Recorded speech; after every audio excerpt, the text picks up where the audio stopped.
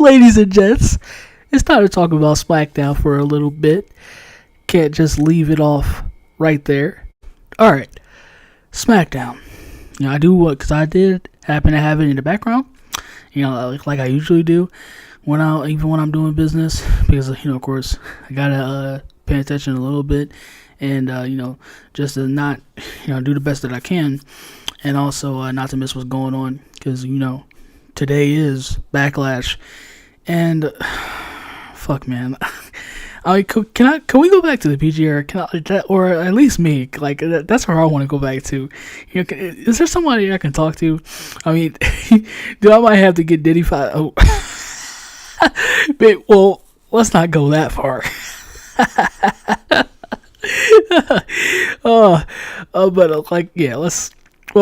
Let's dial it back a little bit. But man, because I really am trying to say that, at least with the PG era, you had guys, even though it's kind of a detriment to what we are now, don't get it wrong, but at least you still had guys like Punk and Bryan that had some type of character, and they were entertaining in some regard in their own way, like I said, there was still some enjoyment to be had. Still had things like whether it's Shawn and Taker, that whole saga, and Triple H and Taker, and Rock and Cena, and because oh man, any day of the fucking week I would take that over the what the fuck we have now, because man, let me just say that too. Because the only woman right now on the roster that has my attention right now, of course, it's Liv Morgan. The girl is really going out there, and kind of in a way when it comes to the women's division, right? I guess I also want to say, because it's aside from her, and because I also know, and I dig Toni Storm, but yeah, she's one of the ones right now that has fucking, whether it comes to the women's division in WWE, but women's wrestling as a whole or back, and it's just speaks to the work she's currently doing right now. I like her. She's interesting. She's fucking entertaining, and it's everything I would. Liv Morgan is everything I would want in a woman wrestler right now. I thought it was Rhea Ripley. Bianca Belair kind of has it, but she's kind of stale right now. But those are things that could be said about later. But you can call me all you want, bro. For real. I already, class said, going into this type of discussion, we already know, and when it comes to the IWC, how they feel nowadays. I already know the type of label that I'm gonna be plastered with.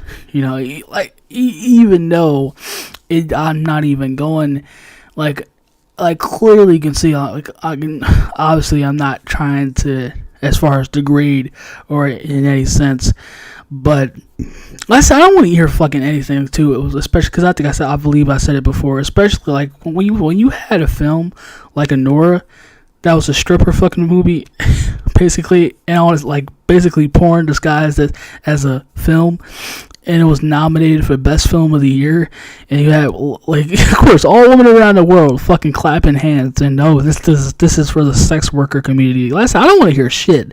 I don't want to hear shit. There wasn't an uproar. I said, talking to the real activists out there, or the real quote-unquote feminists out there, I didn't see no outrage. I didn't see shit about it.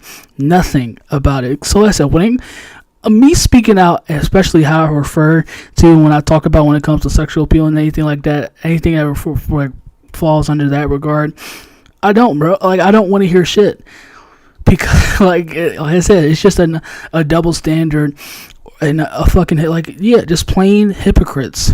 When of course always. So I don't want to hear jack shit. But of course we can sit here and pretend as if because of course everybody likes to play hypocrites, but in this case though, but yeah, I said, aside because I'm also Toni Storm too, and yeah, Liv Morgan, who I don't give a fuck about anybody else in the women's outside, like I said, outside of those two girls, I don't really give a fuck about women's wrestling. I don't.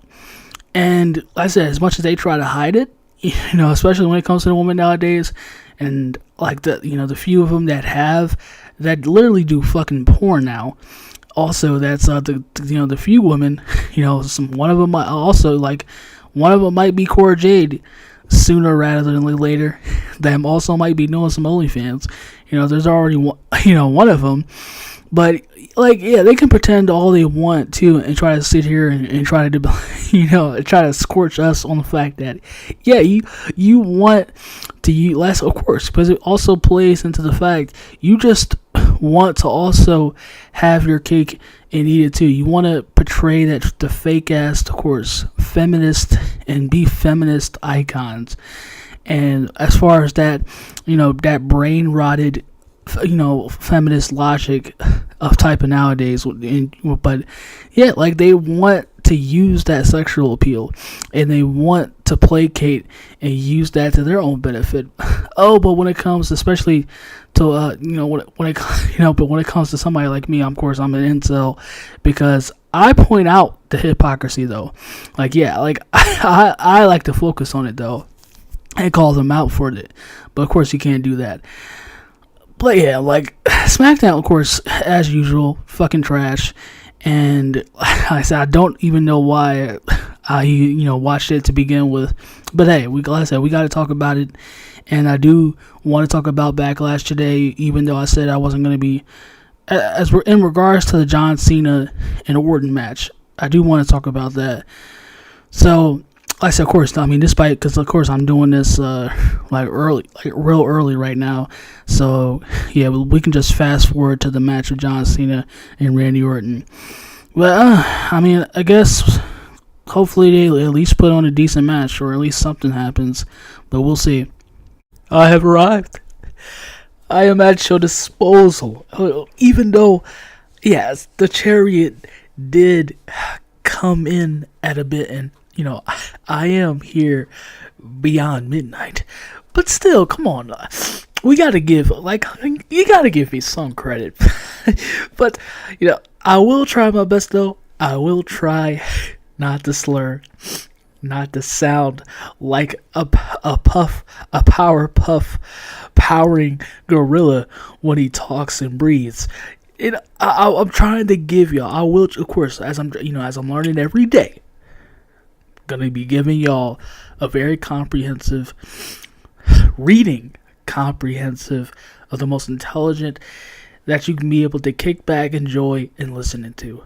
So why don't you do that? By the way, grab you something to eat, and let's take a chill pill. All right, but okay. So yeah, I actually just watched a little bit of Backlash. In regards to the Fatal 4-Way, the United States Fatal 4-Way, and of course, the main event, John Cena and Randy Orton. But we'll get there. But I will say, indeed, also too. I did happen to catch a little bit of course. So it happens to see. I did see a little bit. One more man to be added to the Bloodline. Bloodline 2.0. The shittier version of the Bloodline. This is the OG, not the OG Bloodline, of course. Solo Sikoa, and of course, this is the newer version. But so what it looks like, because I did see from what it looks like, it looks like because of how, because Jacob Fatu was eyeing the fuck out of both of them. This new dude, he's called Jeff Cobb. They did name him one of the most hottest free agents. But they did say that about him. And another I don't know if because he looked like it, but pretty much in Wyatt blood, a part of the Wyatt family, you can pretty much call him that. Jeff Cobb is now a part of Solo Sikoa's bloodline. And Jacob Fatu from the he was dogging. He was dogging the fuck out of him every time, near the ending of that. Pretty much, I guess, what it looks like to me too, of him being replaced in the Bloodline. Jacob Fatu is to be soon to be going on his own way, and I dig that too. It couldn't come sooner enough, And I'm definitely waiting, like, yeah, because he definitely needs, it's beyond that point, too. We're beyond that point. I think it's ready now, too, for Jacob Fatu to go in his own way. Definitely yeah, absolutely. To get out of this shitty, this dragged out, shittier version of the Bloodline. And, yeah, beyond to be able to go, the werewolf, solo wolf, Jacob Fatu. Yeah, Raw, right? And can I just say that too? I mean, like, if we didn't know it already, I mean, especially the last 4 years didn't tell you anything.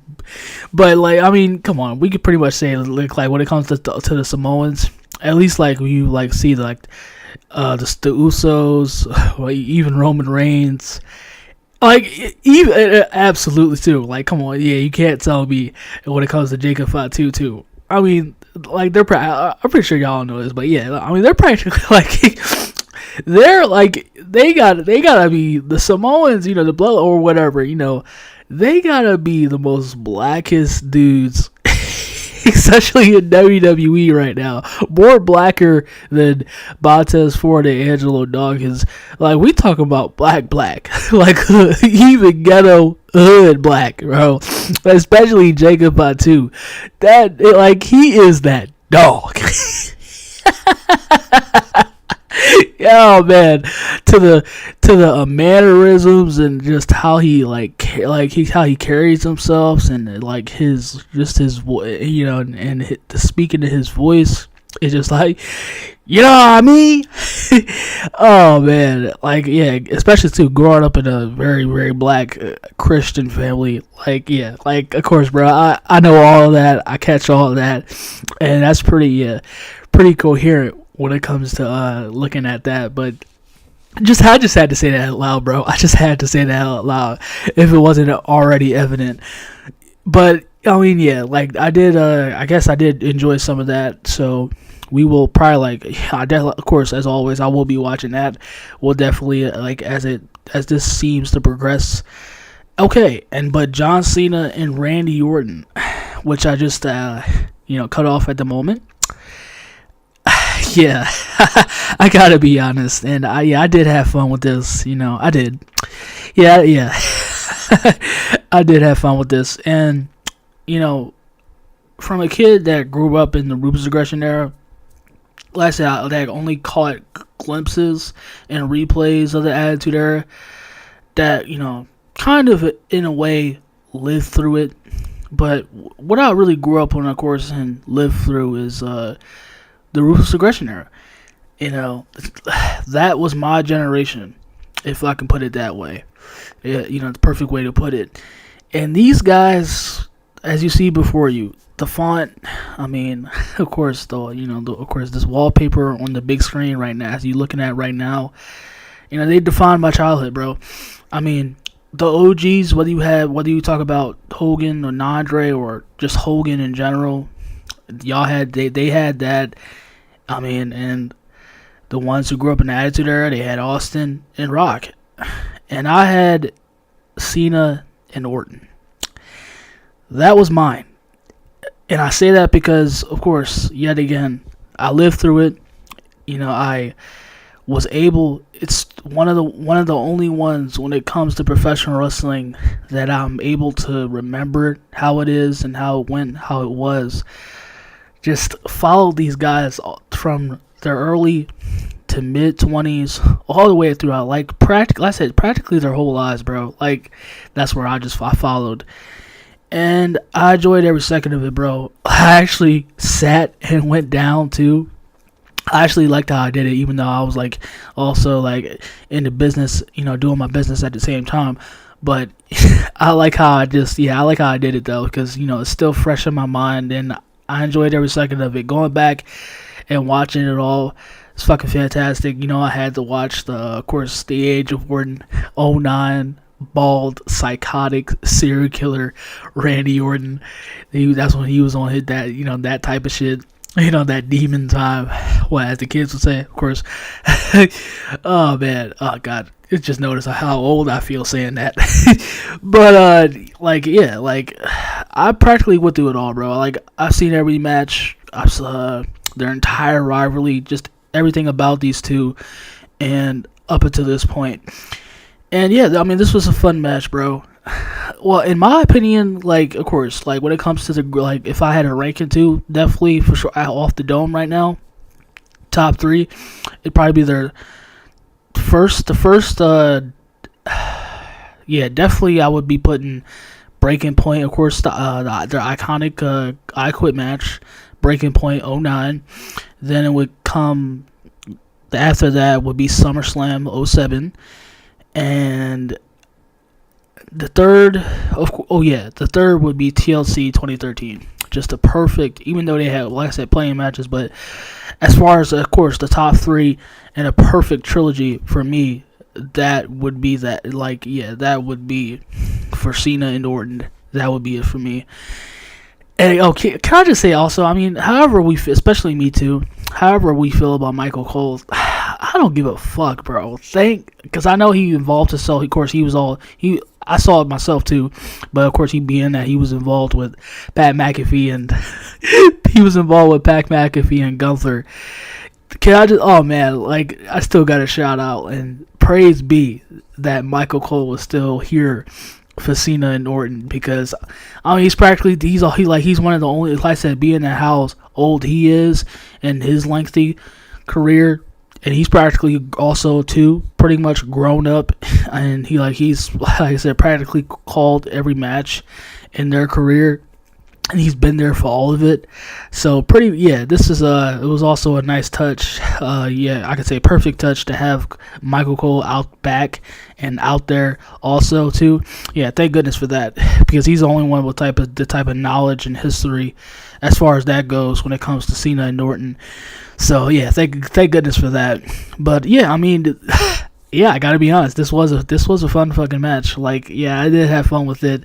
I feel like, yeah, that, of course, the ending really saved it for me. Even though the reason I call it perfect, it was pretty really, really fantastic fun match, because I mean, this was practically a greatest hits. I mean, wherever you want to say it about it or not, I know some people, I said, being that, even myself, being how much of a, like, you know, in a way that I'm still a WWE fanboy, you know, but I still gotta be honest, you know, especially nowadays with these days, and how the mindset, and especially how much more, like, things are changing, especially with WWE and Triple H. I can say it, you know, the way he runs WWE now, if I can say it like that way. I mean, you see my videos on Triple H, if you've been able to see it, you know, whether you're new or not, on Triple H, you can also go back. But I had to still had to be honest, and yeah, last at being that, you know, this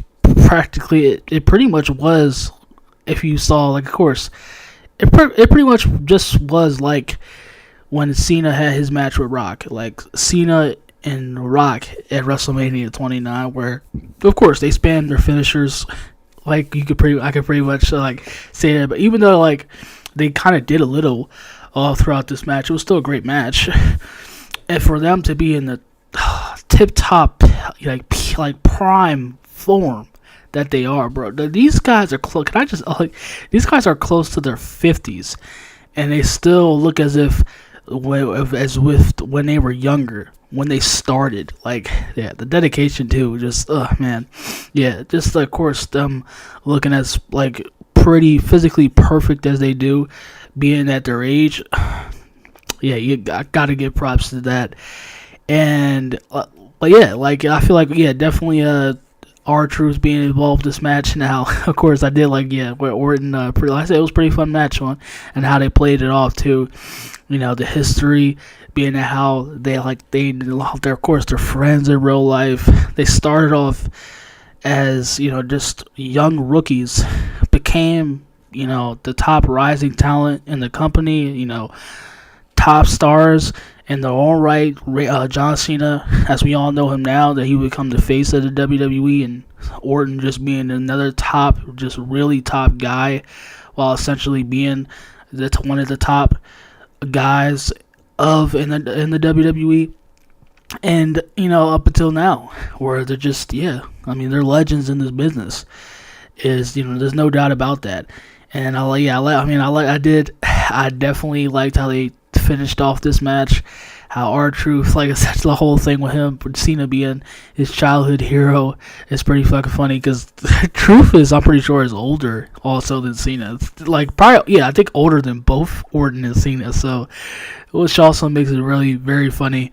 And yeah, I mean, I really like how this match, and I gotta say, I did like, how they ended this match, and it was pretty fucking awesome. I enjoyed it. I thought I wasn't, even though I didn't like, of course, I mean, it's because it was essentially, of course, like, also too, like, yeah, I mean, there was, I could sit here, which is true. I will say that, and I will still take that testament that, I mean, I could say that, I mean, this is pretty much, I mean, it's no, it's, of course, it's not going to live up, it was never going to live up to the even though it could, and had the potential to be, when it comes to Cena's heel turn in general, and I definitely have more to say about that, but they could have did a lot more, there could have been a lot more to say, but yeah, I definitely feel like, I mean, we pretty much know between when it comes to Cena and Orton, we've seen it, they've done it all, and I don't think there is nothing much to add on to that point other than to have the last match, because, yeah, like, if or not, this is the last match, being that this is Cena's retirement tour, this is the last match between Orton and Cena, and they practically came up in the business together, and to see them beyond that point up until now is, I mean, it's definitely history being made right here, and the crowd, they went just like they went crazy for the Fatal 4-Way U.S. Title match. They went crazy. I just went, they went, of course, I mean, in St. Louis too, but they went fucking bananas for this match. They also pretty much liked Lyra and Becky too, even though I didn't really care for that match, but they pretty kind of had an earful with that match too. But yeah, definitely liked how this ended. If they can, I can definitely hope, I mean, so I can at least get some type of enjoyment out of it, because I absolutely dig, I fucking love R-Truth to death. He's amazing. His comedy is top notch, bro, and him as a wrestler and a character, and I just hope they continue more of that. But this was I liked how it ended. This was a pretty fun, I don't care, bro, how many times I can glaze it or not. Yeah, definitely the 4-star, just like the U.S. title. If I didn't say that, that's the 4-star for me. But this is also a 4-star for me. I feel like that ending really amplified it, even though this was like, I mean, we've seen it better before when it comes to the match quality of these two. But yeah, I mean, the ending really put it beyond there, I guess, in my opinion. I definitely enjoyed it, and I had fun. And I mean, y'all watched the pay-per-view, hopefully y'all did too. But I mean, y'all probably, like I said before, if you've been watching, I probably won't be back until Money in the Bank, or so we'll see. But if something happens to get my attention, just like you can also go back and of course just click on I Am Andrani. And of course, what you're seeing, the channel name is Andrani Lucha. You can go into right now. I just which is pretty fresh. I just spoke on Cora Jade and her basically saying WWE body shamed her. You can watch that right now. But I probably won't be back until, like I said, if nothing I won't be back until Money in the Bank, the latest. But if not, if something doesn't grab my attention, like a really big story, like something, you'll see me then. But if not, kudos.